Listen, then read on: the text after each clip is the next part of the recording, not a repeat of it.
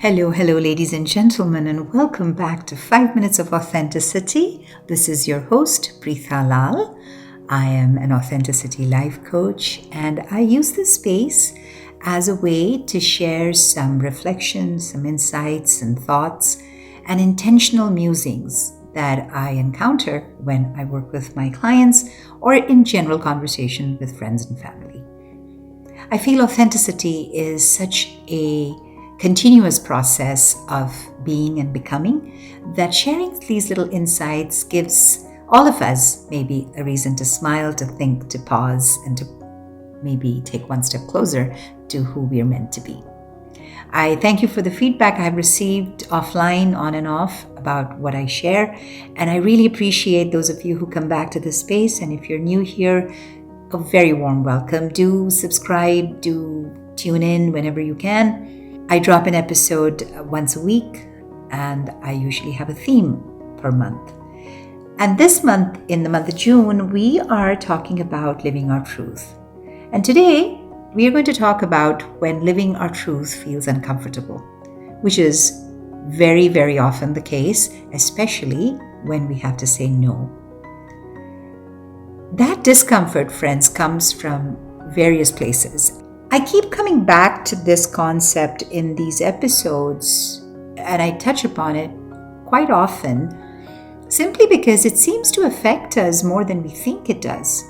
And it is irrespective of geographical, gender, age, or any other classification. All of us feel uncomfortable to say no.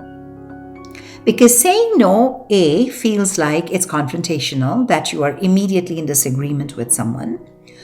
B, saying no means somebody has asked you to do something, and refusing that probably makes you look bad and you think you're being selfish.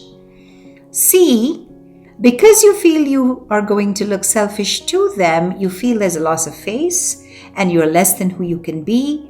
And then you get into this weird little spiral that's downward, and you are living in a situation which is really not comfortable, simply because, friends, you're not living your truth.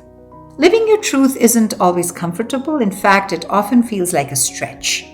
Now, that discomfort that we feel, where we have to say no to a child, maybe who has asked us to tend their children, because they have to be somewhere, to say no to a colleague who has asked us to take care of something at work because they've told us to do this too many times and it's just not fair. To say no to an uncomfortable proposition that feels inappropriate, but you are in a situation where you don't know how to handle it. All of those, friends, they are uncomfortable situations, but the point is, that is not the red flag. The red flag is when you're not saying no. When you feel the discomfort, it is a sign that you're growing. It is a sign that you're choosing your truth, the truth that you're wishing to live, that you're wanting to live, to be fair to your authentic self. You're choosing that truth over the approval or the affirmation from someone else. You're stepping out of the familiar into something that is more real. Your nervous system might feel a little wobbly, your voice might shake, you might hang up that phone and feel guilty for a while because you had to say no. You might think about what people might say. You might think about how they will react, and maybe some people do. But guess what? You have to give yourself permission to choose you, because nobody else will do it for you. Growth isn't graceful. Authenticity isn't a personality trait. It is a practice, like we've been harping on, but it is always so very worth it. So today, friends, let us honor that discomfort. Let us honor the person you are becoming that makes you feel that sense of discomfort in all honesty, makes you breathe through it, and the one that reminds you that this discomfort that I'm feeling is because I am honoring myself and I'm expanding. You are not doing anything wrong, friends. You are not selfish when you choose yourself.